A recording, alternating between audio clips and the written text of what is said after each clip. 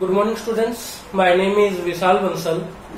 Last time हमने 11th business study से एक चैप्टर स्टार्ट किया था, जो चैप्टर था फॉर्मेशन ऑफ कंपनी, जिसके अंदर हमने सीखा था कि किस तरह से जो है हमें कंपनी को फॉर्मेट करना होता है, कैसे क्या जो है प्रमोटर्स अपने माइंड में एक डिसीजन लेकर के आते हैं प्रमोशन का, उसके बाद जो इनकॉर्पोरेशन की प्रीलिमिनरीज की स्टेजेस होती हैं, और किस तरह से एक प्राइवेट सेक्टर जो है वो प्राइवेट कंपनी एक सर्टिफिकेट ऑफ इनकॉर्पोरेशन हासिल करती है। हमने अपने टॉपिक को जहां पे छोड़ा था वो था कि पब्लिक कंपनी अपने बिजनेस को कैसे स्टार्ट करेगी। तो आइए वहां से इस सेकंड वीडियो को स्टार्ट करते हैं। अगर आप अपनी फर्स्ट वीडियो को और देख लेंगे तो आपको क्लियरली समझ आ जाएगा कि किस तरह से एक प्राइवेट और पब्लिक कंपनी अपना बिजनेस स्टार्ट करती है। तो आइए स्टार्ट करते हैं। कंपनी अपने बिजनेस को कैसे स्टार्ट करेगी, एक बार मैं दोबारा से थोड़ा सा टॉपिक ले लेता हूँ। Private sector, public sector. Private sector का हम अपनी फर्स्ट वीडियो में जान चुके हैं, कैसे बिजनेस स्टार्ट करते हैं, कैसे वो सर्टिफिकेट इनकॉर्पोरेशन लेती है। पब्लिक सेक्टर को अपना बिजनेस स्टार्ट करने के लिए सर्टिफिकेट इनकॉर्पोरेशन नहीं चाहिए, उसे चाहिए सर्टिफिकेट ऑफ कमेंसमेंट, जो सर्टिफिकेट ऑफ इनकॉर्पोरेशन के बाद की स्टेज है। ठीक है, तो आइए हम पब्लिक सेक्टर के बारे में सीखते हैं। प्राइवेट का तो हम अपने पिछली वीडियो में सीख चुके हैं। तो पब्लिक कंपनी को अगर अपना बिजनेस स्टार्ट करना है तो फर्स्ट ऑफ ऑल उसके पास प्रमोशन की स्टेज होगी। क्या है वो अपनी पिछली वीडियो से आप जान ही जाएंगे। इनकॉर्पोरेशन उसे भी करना होगा, कुछ प्रीलिमिनरीज क्लोजेज, कुछ नेम के क्लोजेज, ऑब्जेक्ट के, डायरेक्टर्स के, उसे भी जो है फुलफिल करने होंगे। इनकॉर्पोरेशन स्टेज पे सर्टिफिकेट ऑफ इनकॉर्पोरेशन इशू हो जाता है, बट वो सिर्फ वैल्यूएबल है प्राइवेट कंपनी के लिए। अगर पब्लिक कंपनी को अपना बिजनेस स्टार्ट करना है तो उसे इस स्टेज पे आना होगा, कैपिटल सब्सक्रिप्शन की स्टेज। अब ये कैपिटल सब्सक्रिप्शन की स्टेज क्या होती है, हमने अपनी लास्ट वीडियो में सीखा है कि प्राइवेट कंपनी कभी भी आम जनता को शेयर्स इशू करके पब्लिक से रुपया नहीं मंगा सकती है, लेकिन जो प्राइवेट पब्लिक कंपनी होगी उसके पास राइट होता है कि वो पब्लिक में अपने शेयर्स इशू करके वहां से आम जनता से रुपया मंगा सकते हैं, अपनी कंपनी में इन्वेस्ट कर सकते हैं। इट्स मीन सिर्फ पब्लिक कंपनी के पास राइट है, और जब पब्लिक कंपनी आम जनता में अपने शेयर इशू करेगी तभी जाकर के वो पब्लिक कंपनी कहलाएगी। इट्स मीन कि इसमें पब्लिक का रुपया लगा हुआ है। अगर उसमें पब्लिक का रुपया ही नहीं लगेगा तो वो पब्लिक कंपनी भी नहीं कहलाएगी। इट्स मीन उसे इनकॉर्पोरेशन स्टेज के काम पूरे करने के बाद कैपिटल सब्सक्रिप्शन की स्टेज पे आना होगा। उसे अपनी कंपनी की कंप्लीट कैपिटल को छोटे छोटे पार्ट में डिवाइड करना होगा, उसे ही हम क्या बोलते हैं, शेयर्स बोलते हैं, और उसे अपनी कंपनी के शेयर्स जो है वो पब्लिकली इशू करने पड़ेंगे। पब्लिकली जब इशू करेगी तो उसे ही हम बोलते हैं कैपिटल सब्सक्रिप्शन की स्टेज। जब कंपनी अपने शेयर्स के लिए पब्लिक को इनविटेशन देगी तो लोग कंपनी में इन्वेस्ट करेंगे, और जब लोग कंपनी में इन्वेस्ट करेंगे तो वहां पे कंपनी अपनी कैपिटल क्या करेगी, पब्लिक को सब्सक्राइब करेगी। तो in that case capital subscription की स्टेज आएगी तो पब्लिक कंपनी जो है बन सकती है। इसमें छोटा सा टॉपिक होता है मिनिमम सब्सक्रिप्शन का। ये मिनिमम सब्सक्रिप्शन क्या है? मिनिमम सब्सक्रिप्शन का मीन होता है कि हर एक पब्लिक कंपनी को जितने भी शेयर उसने पब्लिक को इशू किए हैं उसका कुछ अमाउंट, जैसे कि security exchange board of India SEBI 1992 में बनी थी, जो रूल रेगुलेशन बनाती है सभी कैपिटल मार्केट के लिए, उसने एक रूल डिसाइड किया हुआ है कि कम से कम 90% शेयर के लिए तो पब्लिक अप्लाई करेगी। अगर 90% शेयर के लिए एप्लीकेशन नहीं आया तो आपको सारा रुपया जो है वापस करना पड़ेगा। उसे बोलते हैं मिनिमम सब्सक्रिप्शन। एग्जाम्पल के तौर पे आपने 1 लाख शेयर के लिए जो है इनविटेशन मंगाया है लोगों से, और लोगों ने अगर 92,000 शेयर के लिए अप्लाई किया तो आपकी मिनिमम सब्सक्रिप्शन की स्टेज क्या थी, 1 लाख का 90%, मतलब 90,000 के लिए आया तो आप शेयर दे सकते हैं। आपके पास 92,000 के लिए एप्लीकेशन आया, इट्स मीन आप शेयर अलॉट कर सकते हैं। लेकिन मान लीजिए पब्लिक ने अप्लाई किया 80,000 शेयर के लिए, इट्स मीन मिनिमम सब्सक्रिप्शन की स्टेज क्लियर नहीं हुई, आपको सारा रुपया वापिस भेजना पड़ेगा, आप रुपया अपने पास नहीं रख सकते। क्लियर है? वो आपके पास किस स्टेज आ जाएगी, वो आपकी स्टेज आ जाएगी कैपिटल सब्सक्रिप्शन की स्टेज। कैपिटल सब्सक्रिप्शन की स्टेज में कमेंसमेंट ऑफ बिजनेस आता है। कमेंसमेंट ऑफ बिजनेस वो सर्टिफिकेट है जो पब्लिक कंपनी को मिलता है, तभी पब्लिक कंपनी अपना बिजनेस स्टार्ट कर सकती है। अब देखिए, हमें कैपिटल सब्सक्रिप्शन के लिए लोगों को इन्विटेशन देना होगा ना। इन्विटेशन के लिए होते ना इन्विटेशन कार्ड छपते हैं, जिसमें हम लिखते हैं कि भाई इस दिन जो है खाना होगा, इस दिन जो है बारात जाएगी, इस दिन जो है मतलब शादी होगी, ये सब चीजें लिखी होती है ना उसके अंदर, वो इनविटेशन ही क्या कहलाता है, वो इनविटेशन ही प्रोस्पेक्टस कहलाता है। ठीक है, ये कमेंसमेंट में आता है। जब पब्लिक कंपनी लोगों को इनवाइट करेगी शेयर्स के लिए तो उसे क्या करना पड़ेगा, एक प्रोस्पेक्टस इशू करना होगा।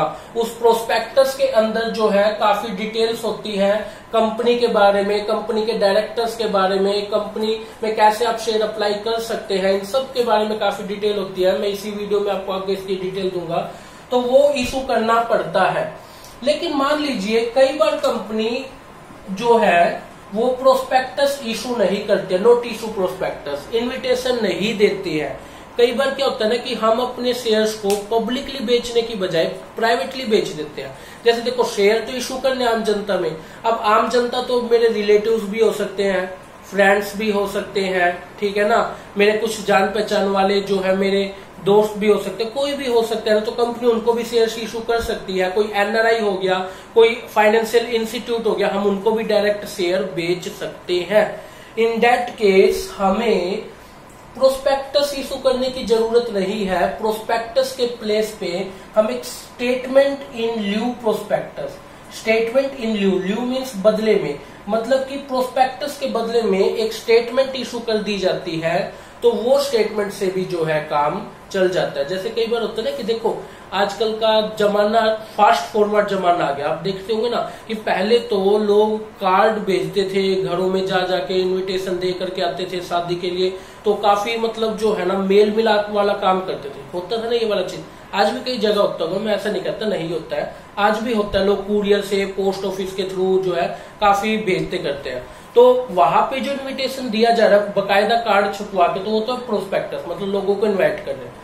लेकिन आजकल का जमाना थोड़ा फास्ट फॉरवर्ड आ गया, तो आजकल हम देखते हैं जब इनविटेशन दिया जाता है ना तो क्या करते हैं कि किसी को कुरियर या पोस्ट के थ्रू मैसेज नहीं भेजा जाता, सीधा ना एक व्हाट्सएप पे या फिर जो है ना मैसेज के अंदर एक अच्छा सा मैसेज टाइप करवा लेते हैं, पूरी शादी का डिटेल होती है उसके अंदर, ठीक है, और वो सीधा मैसेज ही फॉरवर्ड कर देते, एकदम से हजारों लोगों के पास ट्रांसफर हो गया। तो उसमें क्या देखते हैं कि जो पहले इनविटेशन इतने महंगे महंगे कार्ड छपते थे ना, वो झमेला खत्म हो गया, पोस्ट कुरियर के थ्रू भेजना खत्म हो गया, सीधा एक छोटा सा मैसेज बनवाया, एक अच्छा सा मैसेज भेज दिया, ना कोई खर्चा हुआ ना कुछ, इंटरनेट के थ्रू, और एकदम से हजारों के पास पहुंच गया, बड़ा कोई पर्सन कहीं रहता वहां पहुंच गया। तो वो चीज क्या है, एक तरह से स्टेटमेंट इन ल्यू प्रोस्पेक्टस, जिसमें ज्यादा कुछ डिटेल नहीं होती, मोटी मोटी डिटेल होती है कि जी बारात इस दिन है, खाना इस दिन है, शादी इस दिन है, जो है मतलब ये सब चीज उसके अंदर डाल दी, वो ही चीज क्या है, statement in lieu prospectus. Clear है, यहां तक समझ गई ये वाली चीज।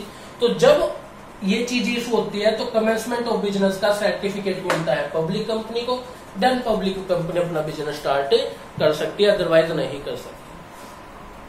अब हम डिस्कस करेंगे कि document used in company setup.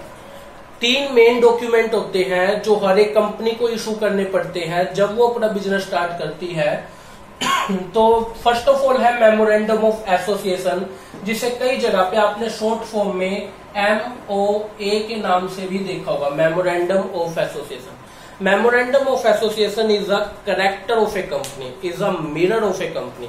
अगर आपको किसी कंपनी की स्टार्टिंग से लेके हिस्ट्री वगैरह, उस कंपनी के ऑब्जेक्ट, मतलब कुछ भी अगर आपको उस कंपनी के बारे में जानना है तो उस कंपनी की मेमोरेंडम ऑफ एसोसिएशन बुक देख लीजिए, आपको उसके बारे में हर एक इन्फॉर्मेशन मिल जाएगी। तो देखिए उसके अंदर क्या क्या इन्फॉर्मेशन मिलती है। First of all memorandum of association में नेम क्लोज की पूरी इन्फॉर्मेशन होती है। अब नेम क्या, मतलब कंपनी जब अपना नाम डिसाइड करेगी ना तो उसे कई चीजें अपने माइंड में रखनी होती है।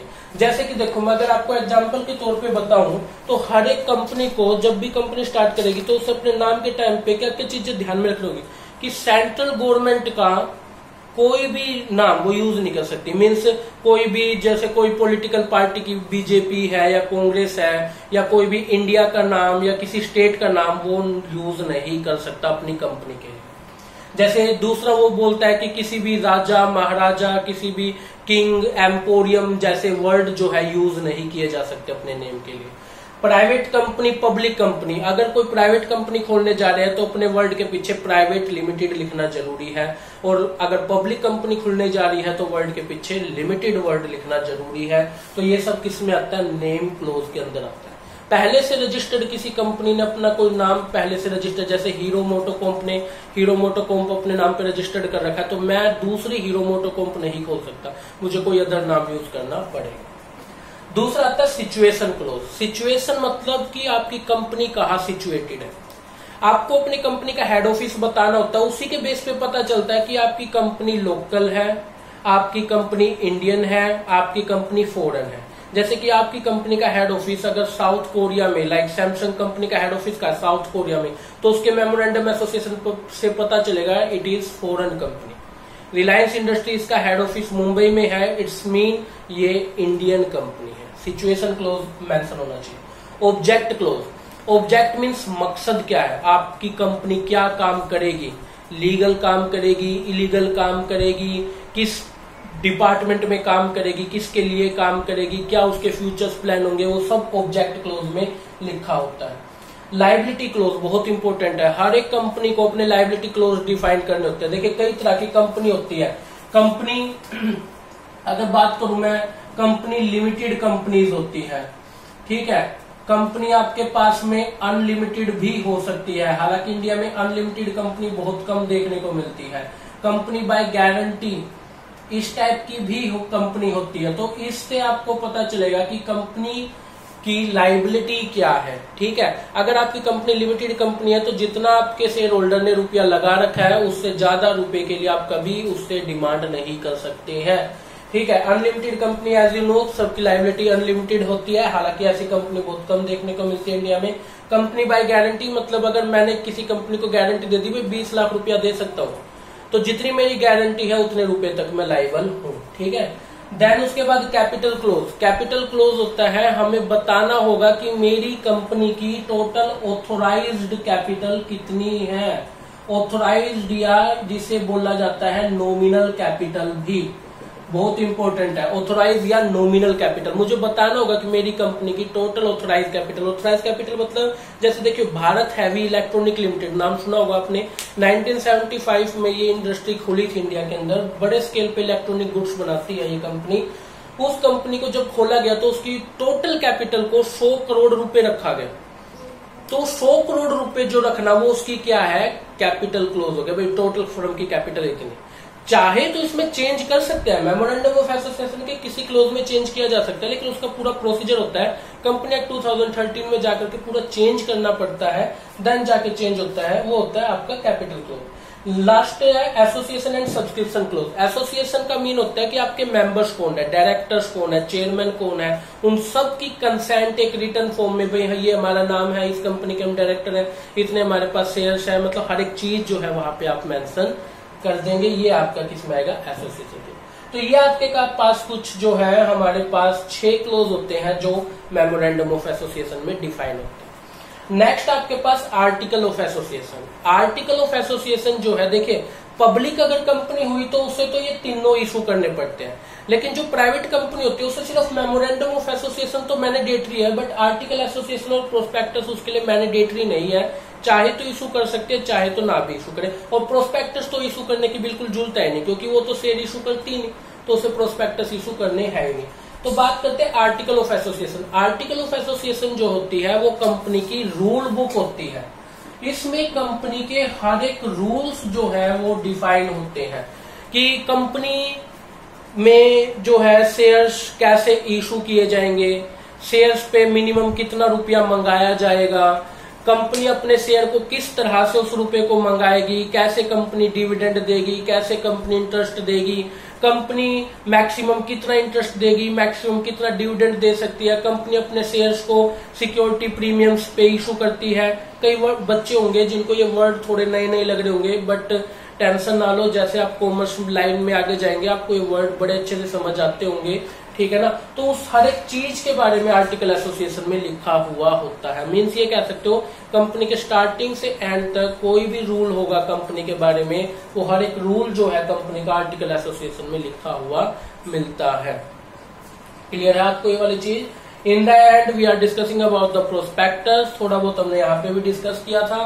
प्रोस्पेक्टस क्या होता है? एक इन्विटेशन कार्ड होता है। जब भी पब्लिक कंपनी शेयर इशू करने जाएगी तो एक प्रोस्पेक्टस इशू करेगी, इन्विटेशन कार्ड देगी अपने जो है इन्वेस्टर्स को। जैसे देखिए एक सिंपल सी चीज है, आप किसी कॉलेज में एडमिशन लेने के लिए जाइए, तो अगर जब भी आप किसी कॉलेज में एडमिशन लेने के लिए जाएंगे तो उसका कॉलेज का एक प्रोस्पेक्टस आपको मिलता है। उसमें आप देख पाएंगे, क्या क्या देखेंगे, देखो खोलते ही चेयरमैन का मैसेज, प्रिंसिपल का मैसेज, एडमिन इंचार्ज का मैसेज होता है। फिर उसके बाद उसमें देखते हैं कि सब्जेक्ट की लिस्ट, उसमें सिलेबस देखते हैं, उसमें कौन कौन से आपके पास टीम अवेलेबल्स हैं, क्या क्या क्राइटेरिया, हर एक चीज होती है ना। ऐसे ही प्रोस्पेक्टस में होता है। प्रोस्पेक्टस में देखो क्या क्या चीज होती है, मैं अगर आपको नाम बताऊं, थोड़ा सा समझाऊं। इसमें कंपनी का मेन ऑब्जेक्ट डिफाइन होता है, ओब्वियसली बताएगा, मैंने आपको बताया ना, पूरी हिस्ट्री देगा। शेयर कैपिटल क्या होगी कंपनी की बताएगा। मैनेजर पर्सनल, मतलब इस कंपनी के कौन कौन चेयरमैन है, कौन कौन डायरेक्टर्स है, कौन कौन बड़े पर्सन है, सब मेंशन करेगा उसमें। मिनिमम सब्सक्रिप्शन, मतलब कम से कम इतना सब्सक्रिप्शन आना चाहिए तभी शेयर अलॉट किए जाएंगे, ठीक है। सब्सक्रिप्शन की list, application allotment money, share premium के बारे में, अंडरराइटर्स कमीशन के बारे में, प्रीलिमिनरी एक्सपेंसेस के बारे में, प्रमोटर्स, ऑडिटर्स के बारे में, इन सब के बारे में डिटेल्स होगी आपके पास। क्लियर है? वो प्रोस्पेक्टस के अंदर आता है, ठीक है। मतलब शेयर्स इशू करते टाइम, उस टाइम पे जो भी जो है शेयर होल्डर को इन्विटेशन कार्ड में इंफॉर्मेशन देनी है वो सब इसके अंदर मिलेगी। अगर कंपनी प्रोस्पेक्टस इशू नहीं करती है तो प्रोस्पेक्टस के प्लेस पे एक दूसरा सर्टिफिकेट इशू होता है जिसे बोलते हैं statement in lieu prospectus. Statement in lieu prospectus तब इशू किया जाता है जब हम अपने शेयर जनरल पब्लिक में इशू ना करके अपने फ्रेंड्स, रिलेटिव्स, किसी एनआरआई, किसी फाइनेंशियल इंस्टीट्यूट्स, इनको इशू कर देते हैं, तो उस टाइम पे statement in lieu prospectus issue किया जाता है। किसी को अगर कोई प्रॉब्लम आती है जो मैंने आपको टॉपिक समझाए हैं तो यहाँ पे मेरे फोन नंबर मेंशन है, आप व्हाट्सएप कर सकते हैं, कॉल कर सकते हैं। उस टाइम मैं आपके सोल्यूशन जो है जरूर लूंगा और आपको जो है कोई भी आपकी क्वेरी होगी उसे मैं सोल्व करूंगा। ठीक है स्टूडेंट, थैंक यू।